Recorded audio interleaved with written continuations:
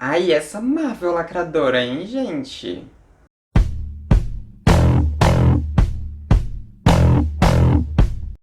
Oi, gente, tudo bom? Então, hoje a gente vai aqui falar sobre Loki, porque Loki tá chegando agora no Disney Plus e teve uma coisa muito interessante quanto a Loki que finalmente no MCU foi confirmado que Loki é gênero fluido.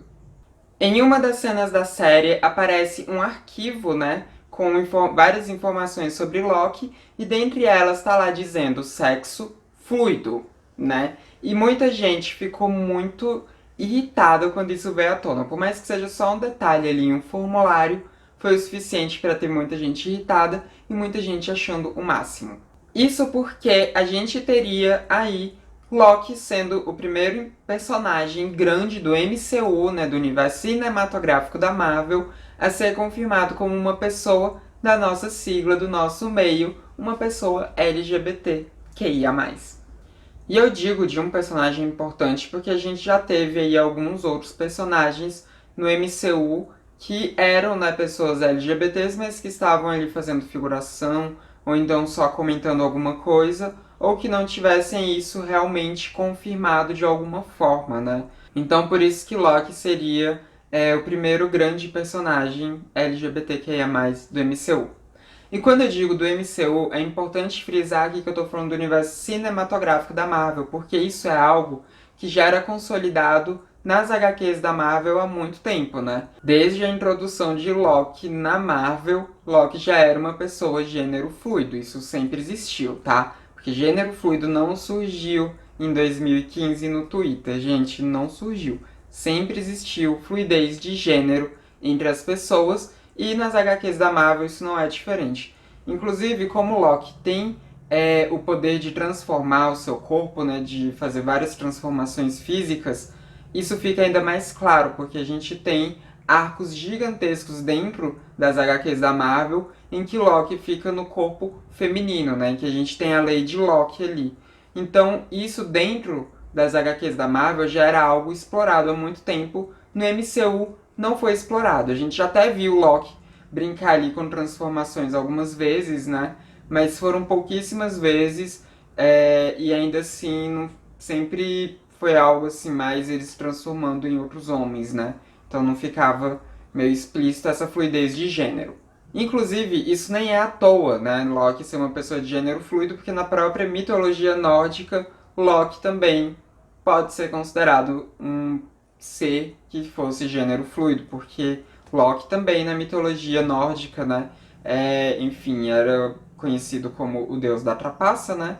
E dentre essas trapaças, Loki ficava mudando a sua forma, né? Para essas trapaças acontecerem. Só que Loki passava muitos anos em formas femininas também, então não era só tipo mudar de forma ali para poder fazer a enganação e pronto, né? Loki também vivia alguns longos períodos como pertencente ao gênero feminino, outros longos períodos como pertencente ao gênero masculino.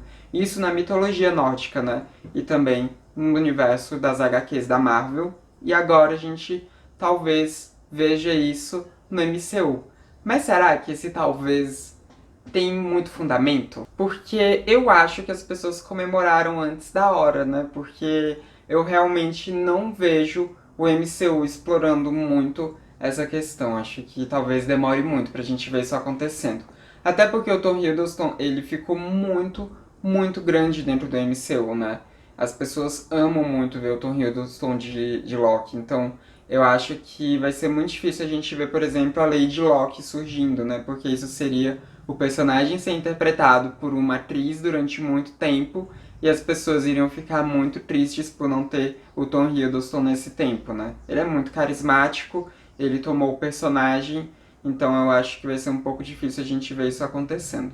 Assim como nessa última franquia dos X-Men a gente não via a Mística se transformando muito, né? A Mística, enfim, fazendo toda aquela coisa legal que era ela se transformar nos outros heróis, ou então ela se transformar em outras pessoas para fazer várias enganações, a gente via isso sendo pouco explorado, né? Justamente porque a Jennifer Lawrence é uma atriz muito grande e eles queriam colocar ela na maior parte do tempo possível em tela, inclusive colocando ela normal, né? Sem ser ela azul.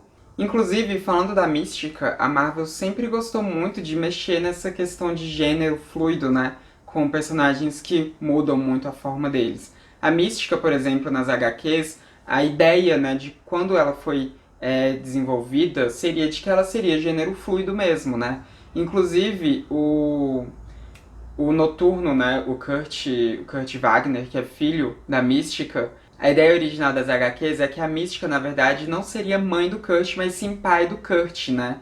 Ela ia estar ali transformada, enfim, com um pinto, né, e tudo, ela estaria transformada em um homem, e assim ela engravidaria a Sina, e as duas seguiriam com essa gravidez, e assim a Mística seria pai do Kurt, né? Então a Mística, ela também, a ideia dela, né, quando ela foi criada, seria ela ficar transitando entre os gêneros, né? Ela ser gênero fluido, ela ter essa fluidez de gênero. Só que na época a Marvel achou que isso seria muito fora da casinha, né? A gente tem que lembrar que isso foi o que nos anos.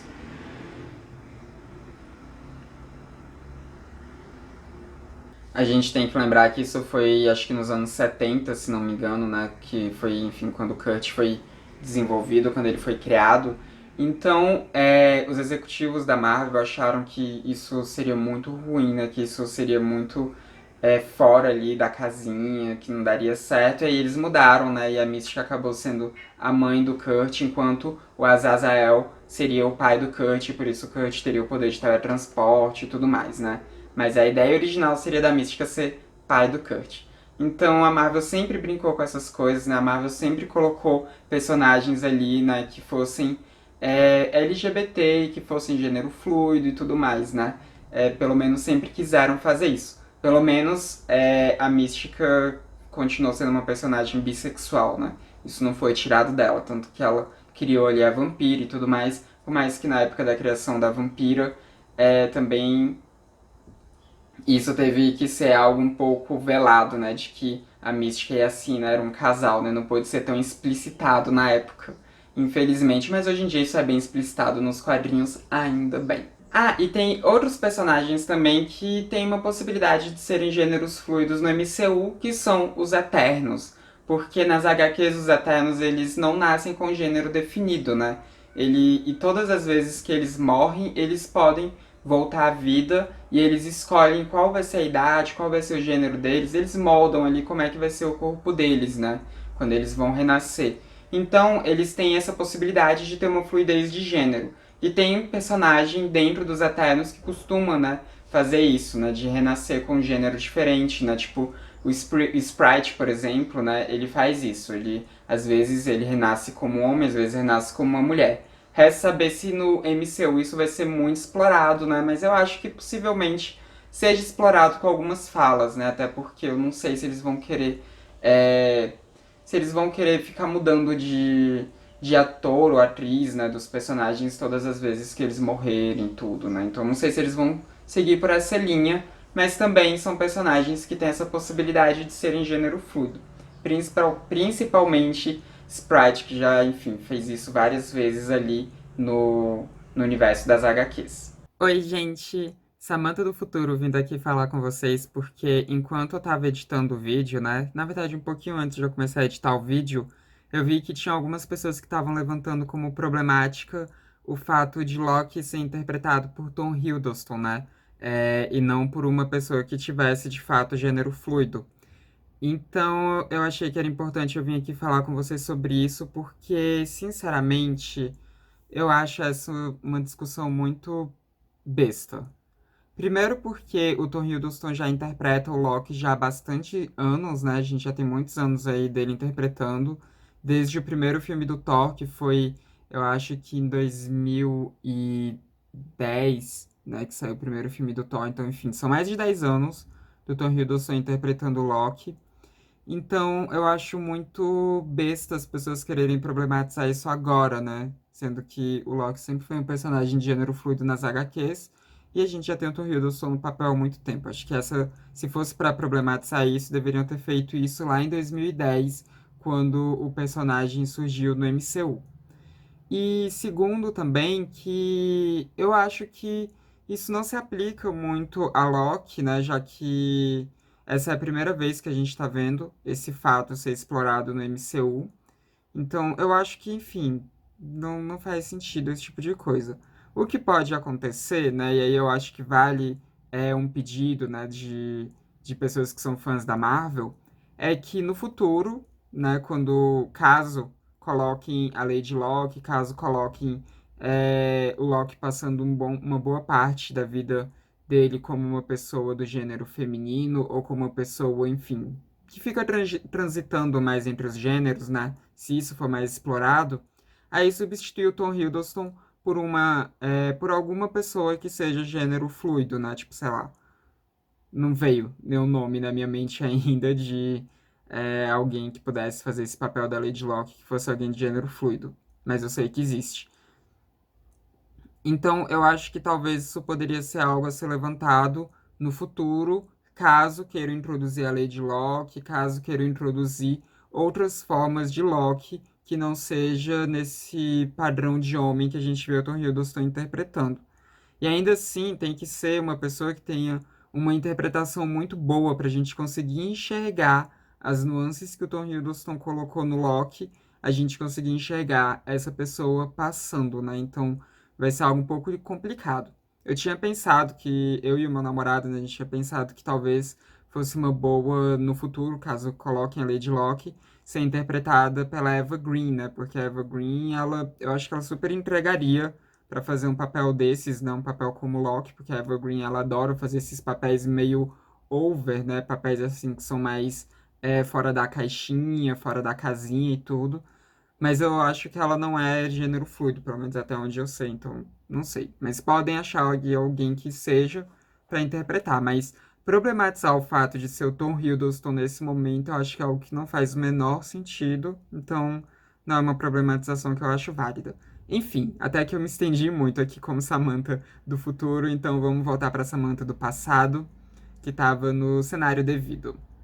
Mas voltando a falar de personagens gênero fluido, a gente vai ter uma outra produção também que vai ser muito importante, que vai ter um personagem que é gênero fluido, que vai ser a produção de Sandman. Porque Sandman tá tendo uma adaptação para série de TV. Né? A gente vai ver isso acontecendo pela Netflix. E Neil Gaiman tá participando ativamente do processo, né, da série. E Neil Gaiman é o criador de Sandman. Em Sandman, a gente tem Desejo, né? Que é uma personagem gênero fluido. E isso é muito explícito nas HQs, assim, as HQs dos anos 80, ali falando, né? A própria Desejo falando que ela flui entre os gêneros. A gente tem isso muito claro. Inclusive, Sandman é uma obra que eu amo muito, e um dos motivos de eu amar tanto Sandman é justamente pela diversidade que a gente vê em Sandman. A gente tem arcos muito bonitos de transgeneridade dentro de Sandman, né? A gente tem uma personagem que era uma mulher trans, né? Que é a Wanda. E a gente tem arcos grandes com ela, né? Inclusive vai ter um mini spoiler aqui, mas é muito viral essa imagem, então provavelmente vocês já viram. Que é ali de um túmulo, né? Onde tem escrito um nome masculino, né? E de repente tem uma personagem loira que tá lá, enfim, de luto, né, para aquela pessoa que morreu, e ela pega um batom vermelho e risca o nome masculino e escreve Wanda, né, em cima daquele nome masculino, e fala que agora sim tá ali o nome dela, né, da que morreu, porque a Wanda, né, nos quadrinhos ela morre, e no que ela morre, a família dela, que não aceitava o fato dela ser uma mulher trans, coloca ali, né, no túmulo da Wanda o nome de nascimento da Wanda, né, o nome de primeiro registro da Wanda, e essa amiga dela vai lá e risca. Então, tipo, isso nos anos 80, né? A gente já via o Neil Gaiman fazendo isso com Sandman.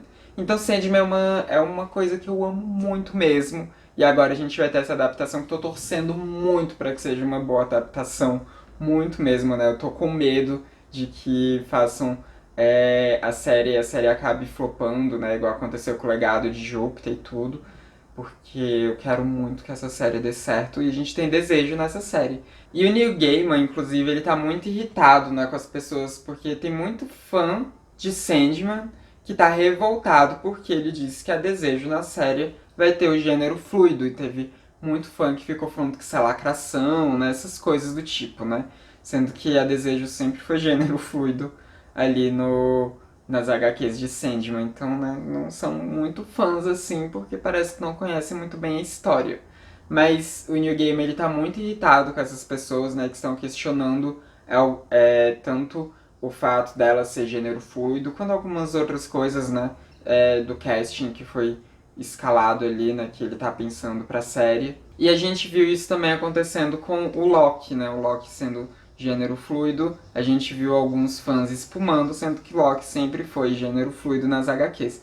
Então é muito interessante o quanto que essas pessoas que ficam tão irritadas não conhecem as obras que elas dizem gostar muito, né? Porque se conhecessem nem ficariam irritados com isso, porque isso é simplesmente personagens sendo adaptados como são nas HQs. Não é fidelidade que as pessoas sempre querem nessas adaptações? Então, é fidelidade que a gente está tendo.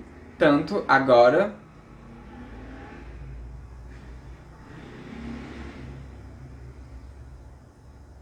com a confirmação de que Loki seria gênero fluido, quanto com a Desejo sendo gênero fluido ali em Sandman.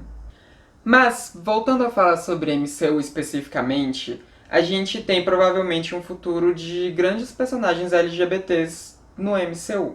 Né? A gente provavelmente vai ver crescendo muito mais os personagens LGBTs, porque agora a gente vai ter, né, os novos Vingadores começando a ser introduzidos, né? Eles já começaram assim a aparecer de vez em quando. A gente vai ter a Kate, né, Kate Bishop, que é quem vai fazer ali parte da série do Arqueiro, né, que vai ser introduzida ainda, se não me engano, no final do ano, né, a gente vai ter a série dela, né, que vai ser a série, enfim, do Arqueiro treinando ela. E a Kate é bissexual, então ela também pertence à nossa sigla, né, pelo menos nas HQs ela é bissexual. E a gente tem o Icano, né, que é o Billy, que já foi mostrado ali na série de WandaVision, né, mas que, enfim, ainda é uma criança. Mas, né, que Billy vai crescer, obviamente, vai se tornar o Icano, e o Icano é um homem gay, né? O Icano, inclusive, tem o Hulkling, que é o namorado dele. Não é Hulk, é Hulkling, e eles são um casal ali, é muito bonito. Então a gente vai ver isso sendo mais introduzido dentro do MCU. A gente vai ver muitos personagens LGBT surgindo, porque essa nova leva tem muitos personagens LGBTs dentro dela, e eu, pelo menos, estou muito empolgada para isso. Mas quero saber o que você acha de tudo isso que a gente vai ver acontecendo tanto no MCU quanto na série do Neil Gaiman, né, na série de Sandman. E quero muito saber o que você achou sobre essa questão, né, de Loki finalmente ter sido confirmado como gênero fluido, e se você tem mais esperança ou não do que eu de que isso vai ser realmente muito trabalhado ao longo da Marvel, né? Porque eu realmente acho que não vai ser, né? Acho que a gente vai continuar vendo o Loki do jeito que a gente já vê esse tempo inteiro. A única diferença é que a gente sabe que o gênero dele é fluido, mas acho que isso não vai ter muito impacto nas histórias. Mas enfim, me diz aí o que você acha, comenta aí embaixo. Não esquece de deixar aquele like, porque isso ajuda muito a disseminar a transmissão pelo YouTube. E se inscreva no canal caso você não seja inscrito ainda. Esse foi mais um vídeo do Transmissão, o canal sem tema. A gente se vê na próxima. Até mais.